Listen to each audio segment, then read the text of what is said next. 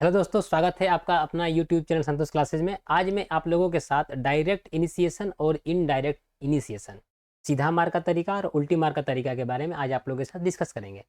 आज इसके रिगार्डिंग आपका जो भी प्रॉब्लम है, चाहे आपका गेस्ट टेस्टिंग में जो आपको क्वेश्चन पूछा जाता हो, या माइनिंग सरदार में, या ओवरमैन में, या एनी अदर कोई भी माइनिंग एग्जाम जिसमें इससे रिलेटेड क्वेश्चन पूछे जाते हैं, आपका सारा डाउट क्लियर हो जाएगा। बस आप वीडियो के साथ बने रहे। आपका ये टोटल, ये जो आपका डायरेक्ट और इनडायरेक्ट को लेकर कभी भी आपको डाउट रहा होगा तो वो सारा क्लियर हो जाएगा। डायरेक्ट इनिशिएशन और इनडायरेक्ट इनिशिएशन को जानने से पहले सबसे पहले हमको ये जानना पड़ेगा कि इनिशिएशन है क्या। देखिए, इनिशिएशन है क्या कि जब भी हम लोग कभी भी किसी बारूद को डिटोनेट करने के लिए जो हम लोग इनिशियल जो एनर्जी देते हैं, इसको हम लोग इनिशिएशन बोलते हैं। और एक बार समझिएगा, बम जो होता है, बम को फोड़ने के लिए हम लोग एक पलिता से हमको माचिस से उसको देते हैं energy, that is called initiation. करते हैं क्या, इनिशिएट माचिस से। उसी प्रकार हम लोग जो कार्टिज फॉर्म में जो बारूद आता है, या फिर आपका विदाउट कार्टिज फॉर्म में जो बारूद आता है, कोई बारूद आता है, उसको एक्सप्लोड करने के लिए इनिशियल एनर्जी की आवश्यकता होती है। जो इनिशियल एनर्जी जो दी जाती है ना, उसको हम लोग बोलते हैं इनिशिएशन। समझिएगा इसमें क्या लिखा हुआ है। An initiation system provides initial energy. इसको इनिशियल एनर्जी प्रोवाइड किया जाता है एक एक्सप्लोसिव को। इसको एक्सप्लोसिव को किसके लिए, एक्सप्लोसिव को क्यों प्रोवाइड किया जाता है? डिटोनेट होने के लिए, मतलब फूटने के लिए। तो एक्सप्लोसिव को फूटने के लिए जो एनर्जी चाहिए, वो जो एनर्जी हम लोग देते हैं, दैट इज कॉल्ड इनिशिएशन। अब आप पूछेगा इनिशिएशन कितने तरीके से होते हैं? तो इनिशिएशन का दो तरीका है, एक आपका डायरेक्ट है, दूसरा आपका इनवर्स है। उसी को हम लोग रिवर्स या इनडायरेक्ट के नाम से जानते हैं। डायरेक्ट इनिशिएशन में क्या होता है, इस फिगर से आपको सारा कुछ समझ में आ जाएगा। उसके बाद आपको ये डेफिनेशन में समझाऊंगा।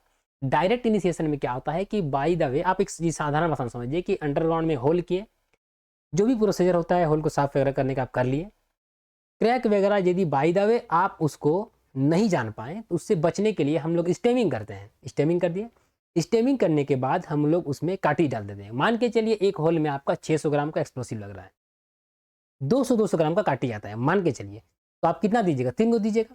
2 गो आप डाल दिए 200 ग्राम का, 200 ग्राम 400 ग्राम। अब जो आपका 200 ग्राम का जो कार्ट्रिज बचा हुआ है, उसमें हम लोग डिटोनेटर घुसा देते हैं, that is called prime cartridge. ऐसा कार्ट्रिज जिसमें हम लोग डिटोनेटर को घुसा देते हैं, that is called prime cartridge. तो प्राइम कार्ट्रिज को हम लोग लास्ट में डालें सबसे। उसके बाद हम लोग क्या डाले हुए थे? हालांकि उससे पहले क्या डाले हुए थे? उससे पहले हम लोग कार्ट्रिज डाले हुए थे। किसका कार्ट्रिज? Explosive cartridge. और उससे पहले क्या डाले थे? हम लोग स्टेमिंग मटेरियल डाले थे।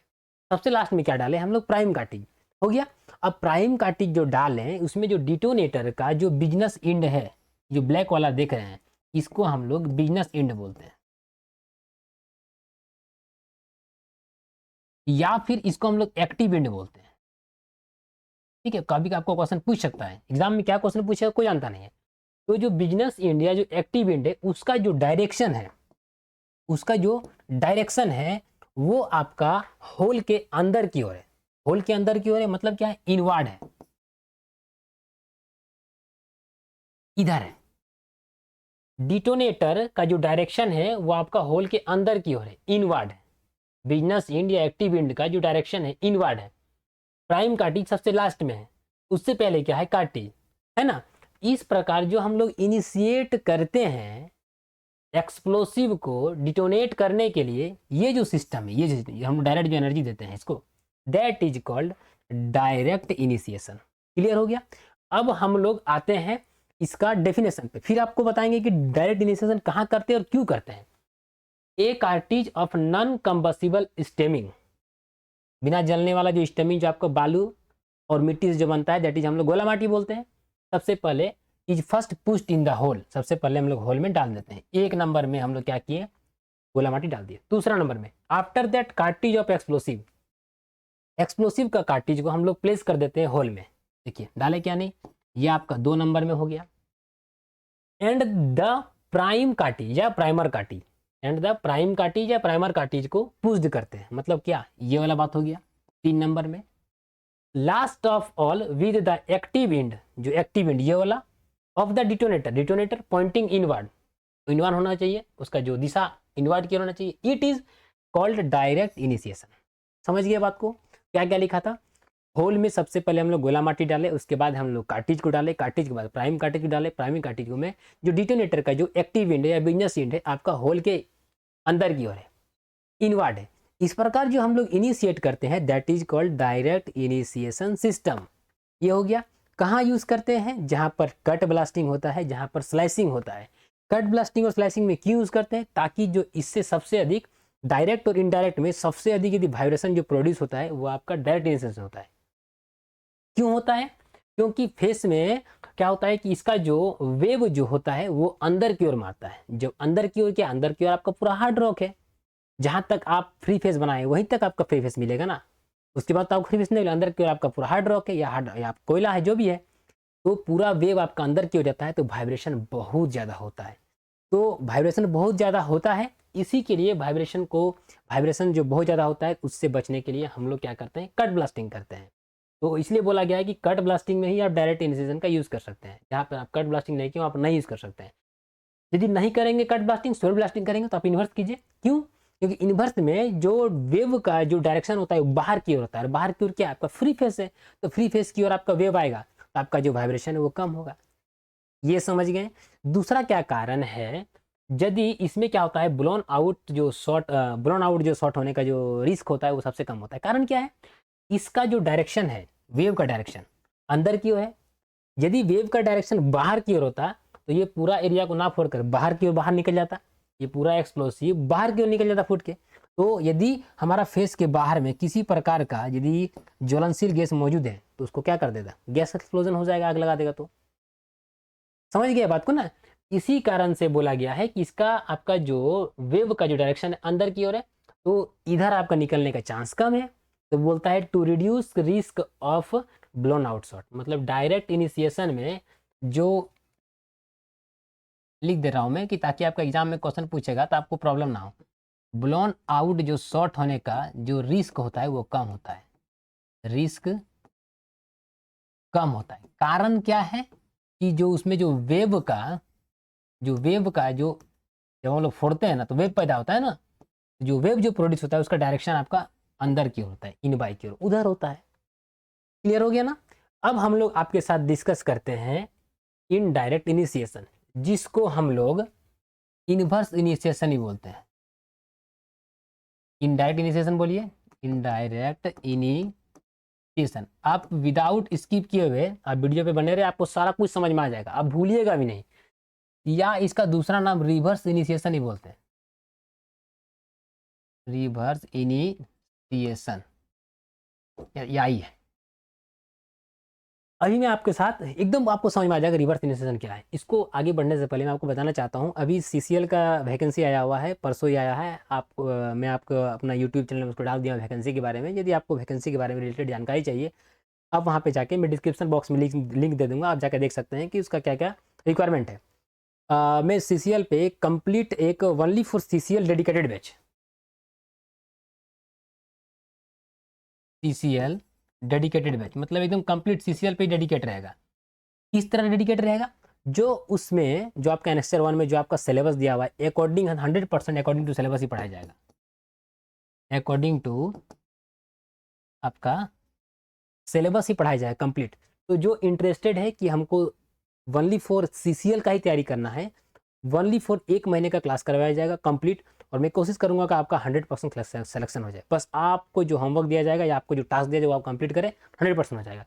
विशेष जानकारी के लिए आप इस नंबर पर कॉल कर सकते हैं, आपको सारा जानकारी दी जाएगी।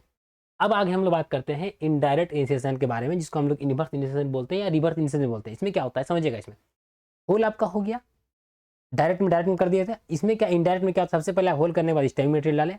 स्टेइंग मटेरियल डालने के बाद जो प्राइम कार्टिज है, प्राइम कार्टिज इसको बोलते हैं, ऐसा कार्टिज जिसमें हम लोग डिटोनेटर घुसा देते हैं, that is called prime cartridge.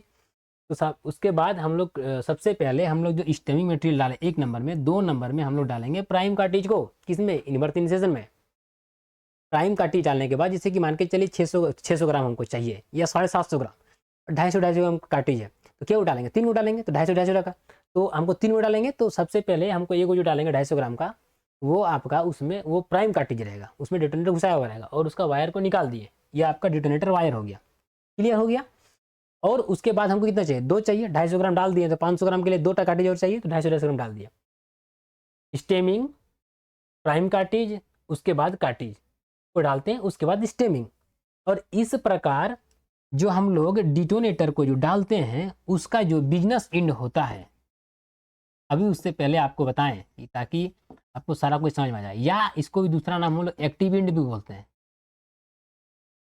जो इसका एक्टिव एंड होता है उसका जो डायरेक्शन होता है वो आउटवर्ड होता है, उसमें इनवर्ड था। देखिए बाहर की ओर है क्या नहीं, इसका जो चेहरा है, इसका जो मुंह है आपका बाहर की ओर है, बिजनेस एंड किधर है, आउटवर्ड है। तो इसमें जो एनर्जी जो डेवलप होगा वो बाहर की ओर होगा, इधर होगा। उसमें एनर्जी जो वेव जो डेवलप हुआ था वो अंदर की ओर हुआ था, समझ गए। तो बाहर की ओर होगा, बाहर मेरा फ्री फेस है, बाहर क्या हम लोग ये फेस है ना, तो ये पूरा फ्री फेस रहता है, तो जिसके कारण वाइब्रेशन बाहर की आता है, तो वाइब्रेशन आपका कम होता है। वेव यदि बाहर की ओर आएगा, बाहर आपका फ्री फेस है, तो आपका वाइब्रेशन कम होगा।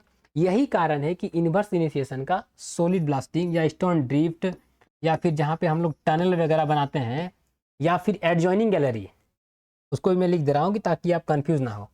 एडजॉइनिंग गैलरी, जहाँ पर दो गैलरी के बीच का पार्टिंग यदि कम होता है ना, उसको हम लोग ज्वाइन करने के लिए होल करते हैं, उसको ब्लास्ट करते हैं, तो वहाँ पर आपका इन्वर्स इनिशिएशन यूज करना है आपको, समझ गए। क्यों करना है सर, क्योंकि इन्वर्स इनिशिएशन में जो ब्लोन थ्रू शॉट, होल का इधर चला जाना, पूरा माल को ना तोड़कर होल को ब्लास्ट करते हुए इधर चला जाना, पूरा इधर पार कर जाना, that is called blown through shot. तो ब्लोन थ्रू शॉट यदि इधर हो जाएगा, एडजॉइनिंग गैलरी आपका मतलब कम पार्टिंग था, तोड़ के उधर चला जाएगा, उधर यदि गैस वगैरह है तो ब्लास्ट कर जाएगा, गैस एक्सप्लोजन हो जाएगा। तो इसमें कम रिस्क होता है। कारण क्या है, इसका जो वेव का जो एनर्जी डेवलप होता है वो इधर आता है, उधर जाएगा तब ना ब्लोन थ्रू शॉट होगा, इधर आएगा, समझ गए। अब इधर जब आएगा तो इधर हमारा फ्री फेस से किसी प्रकार का वाइब्रेशन होगा नहीं। उसके बाद यदि बाहर में हमारा गैस भी है, तो हम लोग इतना दूर यहाँ पर हम लोग इसको चार्ज किए, यहाँ पे हम लोग इसको ब्लास्ट किए, यहाँ तक आते आते इसका जो पावर होता है एक्सप्लोसिव का वो कम हो जाता है।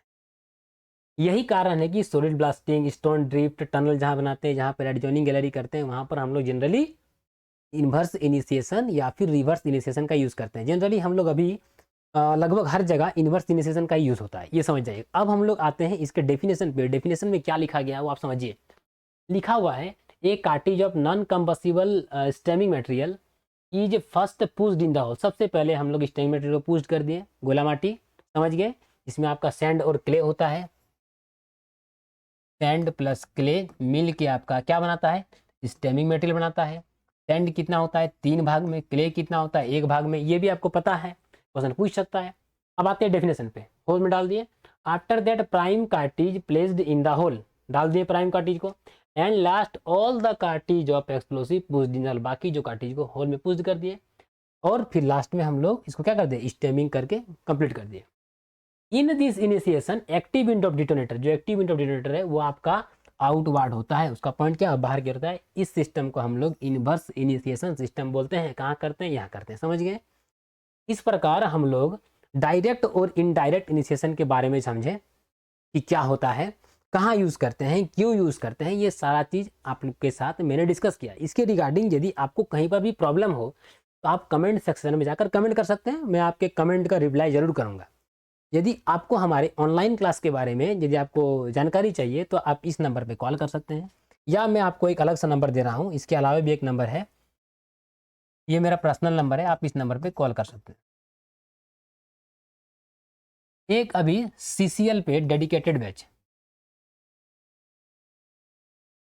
एक बैच चल रहा है अभी आपका CCL पे। यदि आपको क्लास करनी हो तो आप क्लास कर सकते हैं। CCL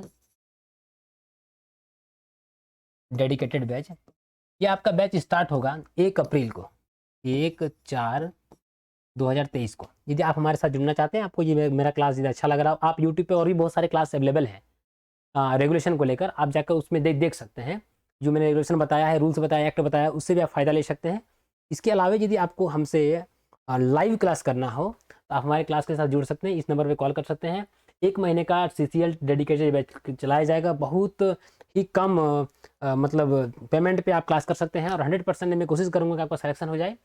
बाकी आपको कोई भी चीज़ की जानकारी चाहिए, आप इस नंबर पे कॉल करके आप पूछ सकते हैं। 1/4/2023 से आपका बैच स्टार्ट हो जाएगा, पूरा 30 डेज़ का क्लास रहेगा। एग्जाम से पहले आपको छोड़ दिया जाएगा, कंप्लीट रिवीजन भी करवाया जाएगा, जो भी आपका सिलेबस में दिया हुआ है मैं आप लोगों के साथ फिर मिलूंगा। आप लोग इसी तरह हमको प्यार देते रहें। आप हमारे चैनल को सब्सक्राइब कीजिए यदि आप नए हैं तो। बाकी हमारे चैनल को लाइक शेयर सब्सक्राइब जरूर कीजिए ताकि बाकी लोगों को भी इसका एक्सेस हो। और मैं फिर आप लोगों के लिए फिर नए वीडियो लाऊंगा। आने वाले वीडियो में आपके साथ मिसफायर, सॉकेट और कट ऑफ को लेकर मैं डिस्कस करूंगा। इसके रिगार्डिंग यदि आपको और भी किसी चीज़ का वीडियो चाहिए तो आप हमको कमेंट सेक्शन में कमेंट कीजिए। मैं कोशिश करूंगा आपके लिए वो वीडियो लाऊं और ताकि आपको फायदा हो। मैं आप लोगों से फिर मिलूंगा। अभी के लिए जय हिंद दोस्तों।